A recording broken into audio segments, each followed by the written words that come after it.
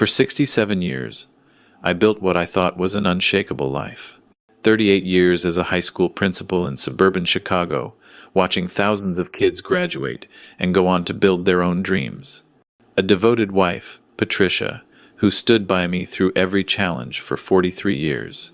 2 children I loved more than my own breath. My name is Richard Chen, and what I'm about to tell you shattered everything I believed about family, blood, and the thin line between love and greed. The problem started after my heart attack last March.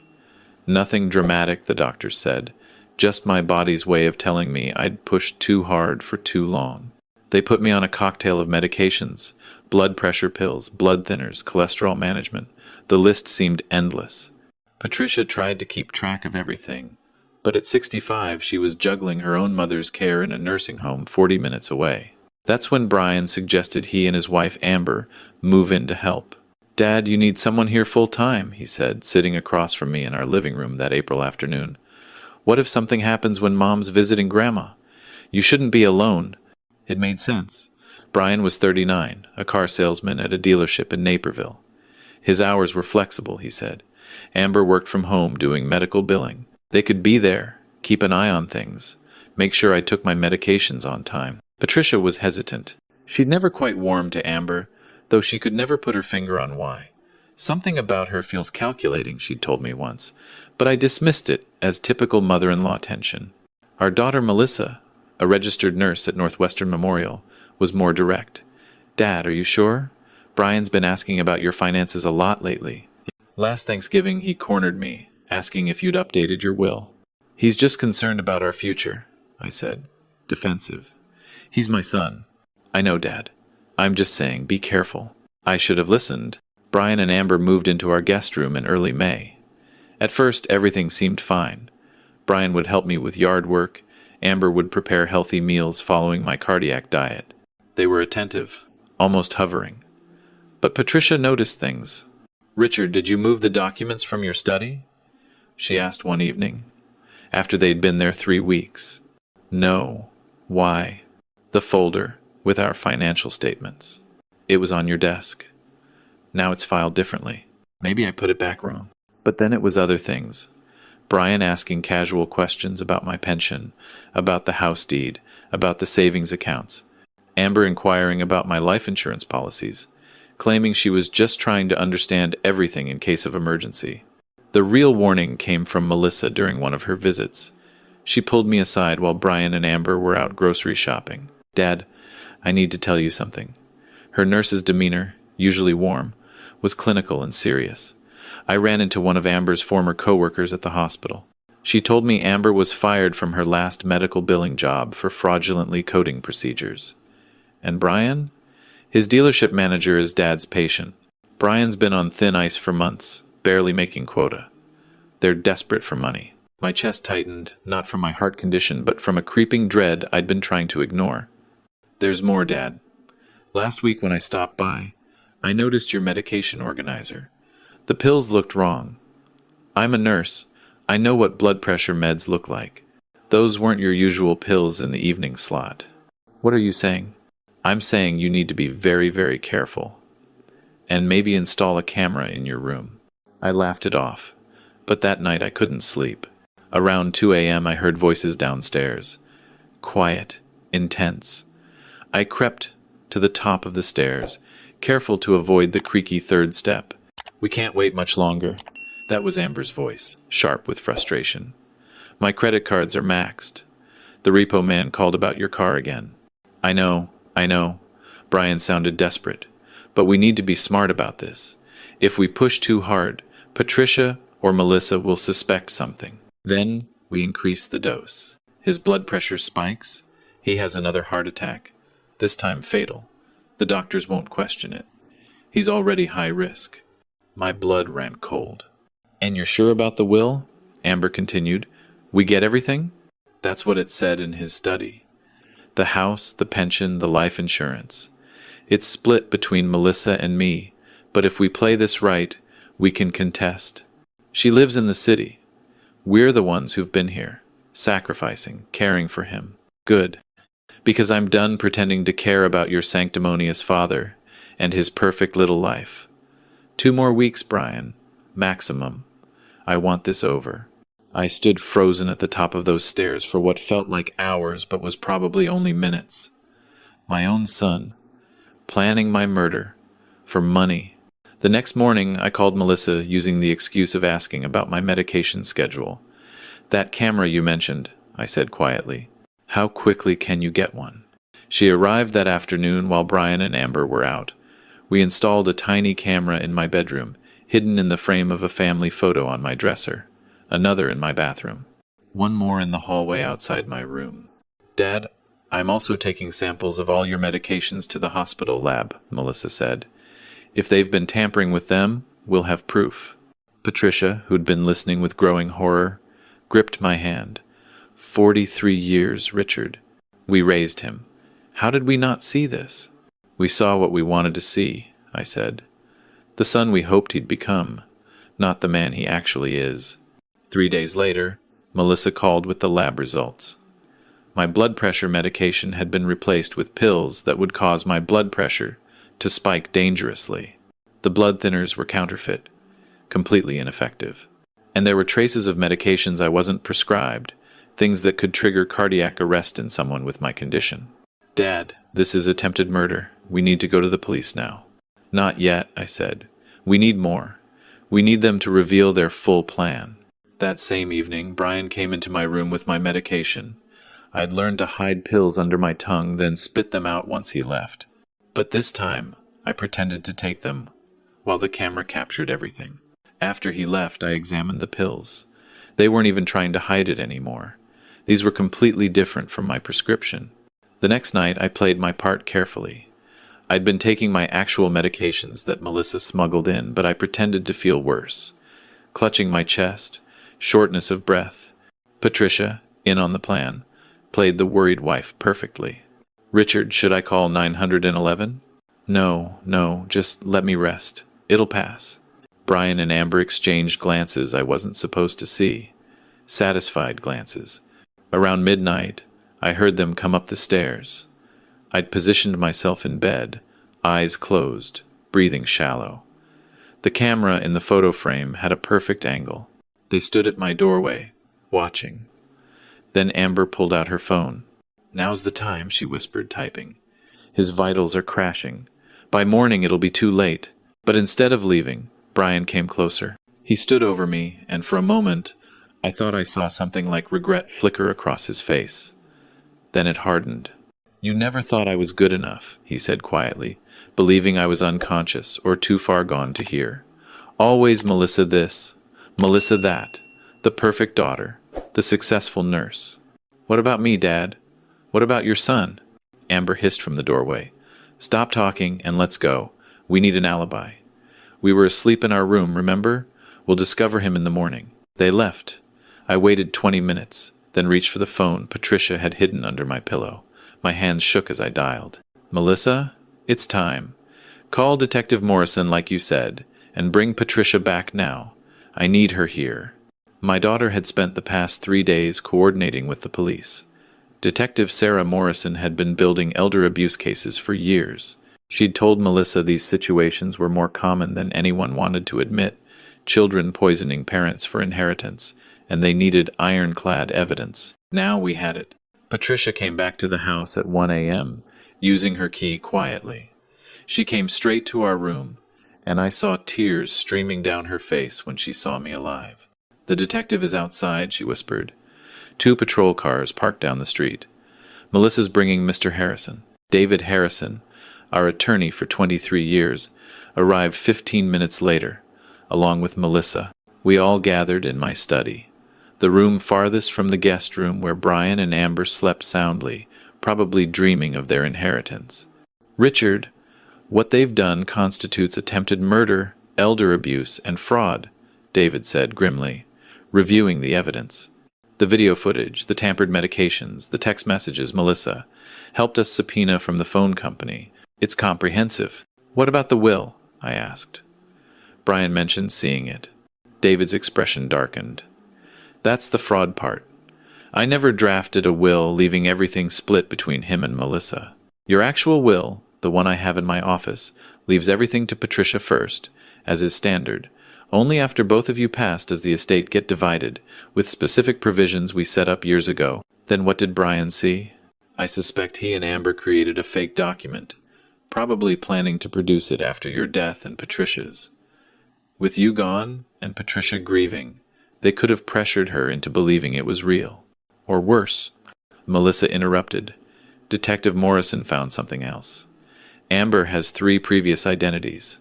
She's run this scam before, targeting elderly people through their adult children. In Florida, an elderly man died under mysterious circumstances after his son and Amber moved in. No charges were filed due to insufficient evidence, but the family suspected foul play. She disappeared before they could investigate further. I felt sick. My son had brought a predator into our home. What happens now? Patricia asked. Detective Morrison stepped forward. She'd been listening from the doorway. Now we arrest them. But Richard, I need to ask, are you willing to testify against your son? I looked at Patricia, her face aged by stress and betrayal. I thought of Melissa, who'd spent her career caring for people, trying to save her father from her own brother. I thought of the life Patricia and I had built, nearly destroyed by greed. He stopped being my son when he decided money was worth more than my life, I said. Let's end this. At 6 a.m., as dawn broke over our quiet suburban street, Detective Morrison and 4 officers knocked on our front door. I answered. Patricia beside me, playing our parts. Brian came down first, groggy. Dad, what's going on? Brian Chen, you're under arrest for attempted murder, elder abuse, and fraud.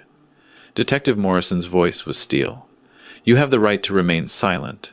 What? Dad, what is this? What are you talking about? Amber appeared at the top of the stairs. The moment she saw the police, her expression changed. Not to shock, but to cold calculation. She turned to run. Amber Chen, also under arrest. 2 officers moved past Brian and up the stairs. Amber didn't go quietly, screaming about false accusations and persecution. Brian stared at me, and for a moment, I saw my little boy, the one who'd cried when his goldfish died at age 7, the one I'd taught to ride a bike, to throw a baseball, to be a good man. But that boy was gone, if he'd ever truly existed. Dad, please, this is a misunderstanding. I was trying to help. You were trying to kill me, I said, my voice breaking despite my resolve. I heard you. I have it all on video. The medications you switched, the plan you and Amber made. His face crumbled, then hardened with anger. You always did love Melissa more. This just proves it. You'd destroy your own son for... You tried to destroy me first. The words erupted from somewhere deep. For money, Brian. For money. What did I do that was so terrible you decided I deserved to die? He had no answer. Or maybe he did, but the detective was already reading him his rights, leading him to the patrol car, where Amber sat screaming about lawyers. The neighbors came out, watching in stunned silence, as my son and daughter-in-law were driven away in handcuffs. Patricia collapsed into my arms, and we stood there in our doorway, holding each other like we had 43 years ago on our wedding day. Except then, we'd been holding each other in joy. Now it was survival. The next weeks were a blur of legal proceedings. David Harrison worked with the district attorney to build the case. The evidence was overwhelming. The video footage showed Brian bringing me tampered medications multiple times. The text messages between him and Amber detailed their plan with chilling specificity. The lab reports proved the medications were substituted with dangerous alternatives. But what sealed their fate was Amber's history. The detective in Florida agreed to testify about the previous case. 2 other families came forward with similar stories, cases that had been suspicious but lacked proof. The pattern was clear. Amber would target men in financial trouble, seduce them, then identify their elderly relatives with assets. She'd move in, gain trust, and slowly poison them with the son or nephew's help, making it look like natural causes or complications from existing conditions. I'd almost become another statistic. Brian's public defender tried to argue he'd been manipulated by Amber, that he was a victim too. But the prosecution played the audio from the camera, his voice cold and calculating as he stood over me, believing I was dying. You never thought I was good enough. That line haunted me. Because maybe he was right. Maybe I had favored Melissa. She was driven, successful, caring.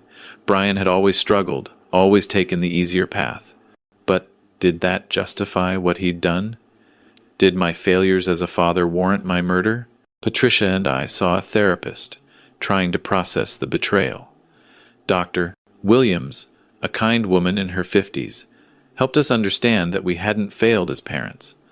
Some people, she explained, have a fundamental character flaw, an inability to feel empathy or remorse. Amber was likely a sociopath, and Brian, desperate and weak, had been the perfect mark for her manipulation. But that didn't absolve him. He'd made choices. He'd looked at me, his father, and decided money was more valuable than my life. The trial lasted 3 weeks. Melissa took the stand, her testimony as a medical professional devastating to the defense. She explained in clinical detail how the medication substitutions would have killed me, how it was designed to look like heart failure from my existing condition. David Harrison presented the fraudulent will documents found in Brian's possession. Bank records showed Brian and Amber were drowning in debt, over $200,000 between credit cards, loans, and gambling losses we hadn't known about. Patricia testified about the documents being moved, the suspicious questions. Her voice shook, but she never wavered. When it was my turn, I looked at Brian sitting at the defense table. He wouldn't meet my eyes. "My son tried to kill me," I said simply, not in a moment of passion or anger, but methodically, deliberately, over weeks. He came into my room every night and handed me pills designed to stop my heart. He stood over me, believing I was dying, and felt nothing but satisfaction that he'd soon get his inheritance. The prosecutor asked, "Mr. Chen, do you believe your son is remorseful?" I looked at Brian again. Finally, he looked back. His eyes were cold. "No," I said. "I don't think he's sorry he did it. I think he's sorry he got caught." The jury deliberated for less than 4 hours.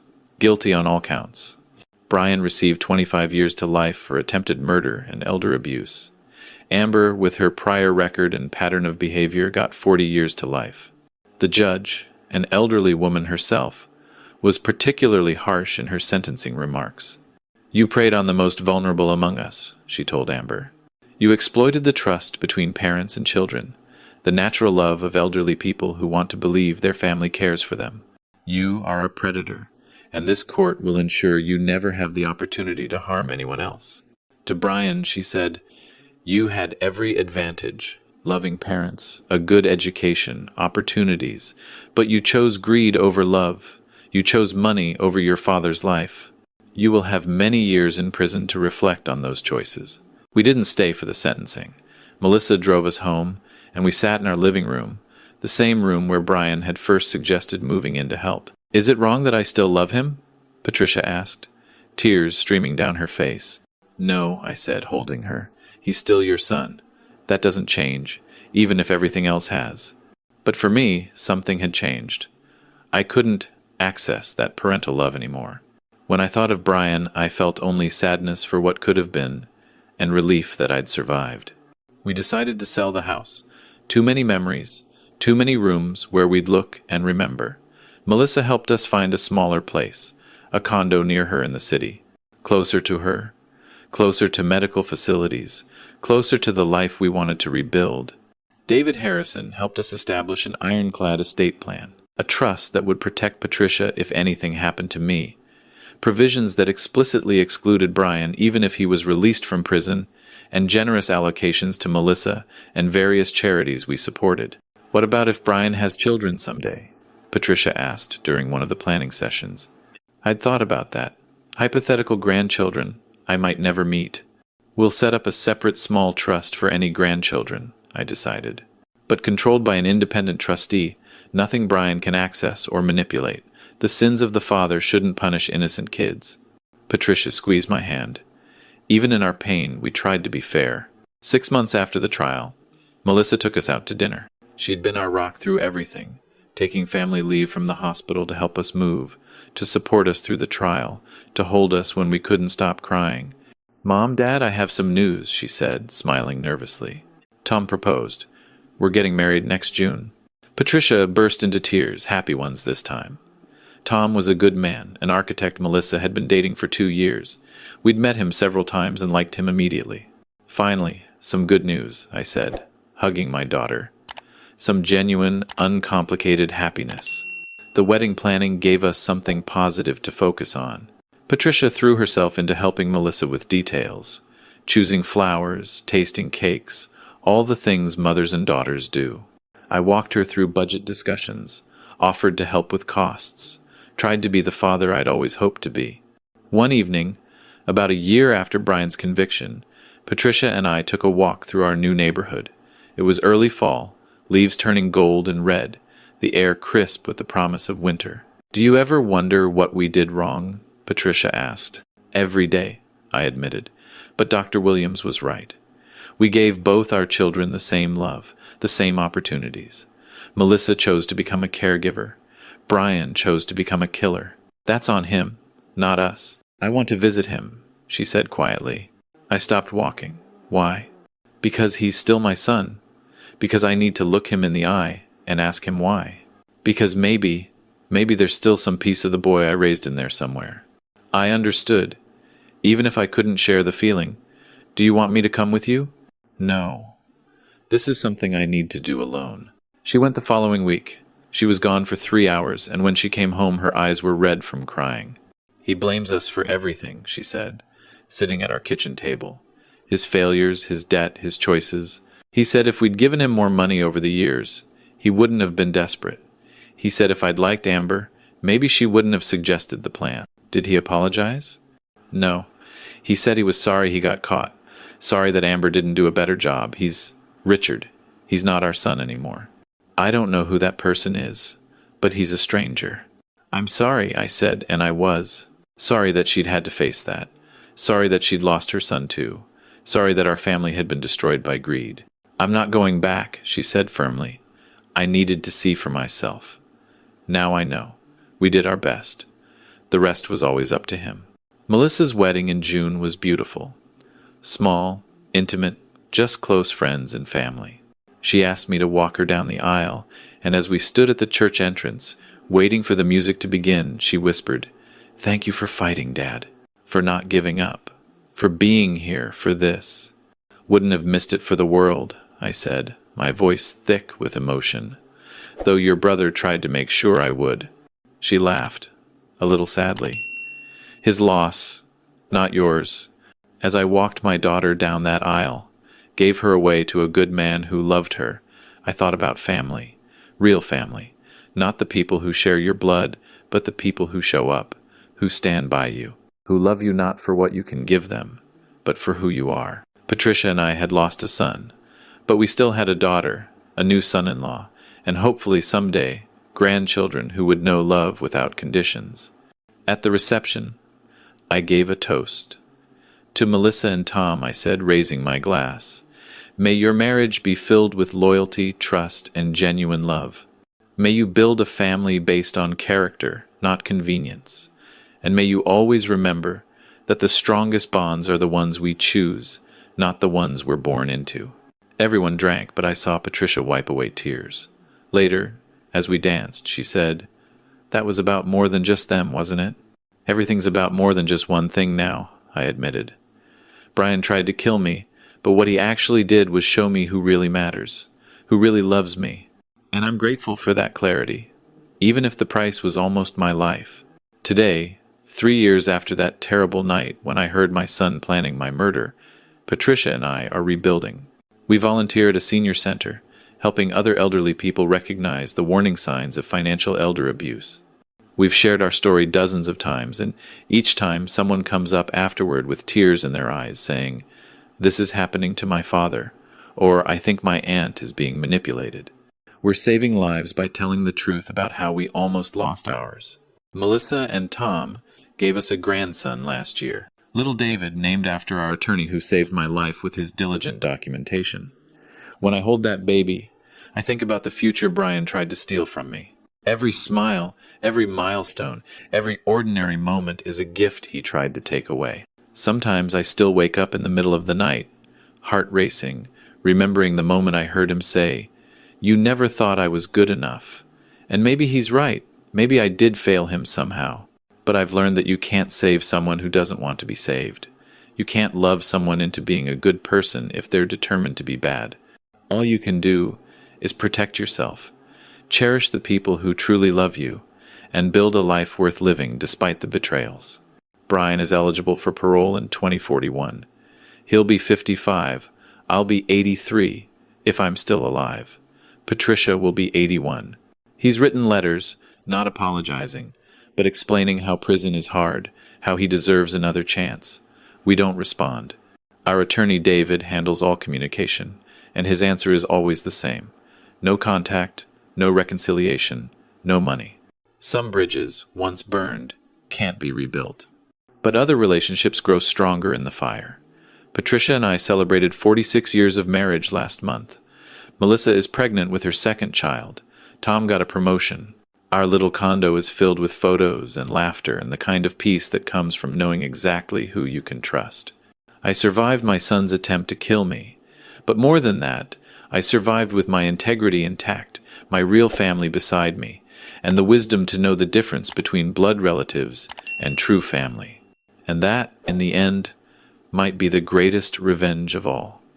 Not that Brian is in prison, though justice matters, but that despite his best efforts to destroy everything, I'm still here, still living, still loving, still grateful for every breath he tried to take away. My name is Richard Chen. I'm 67 years old.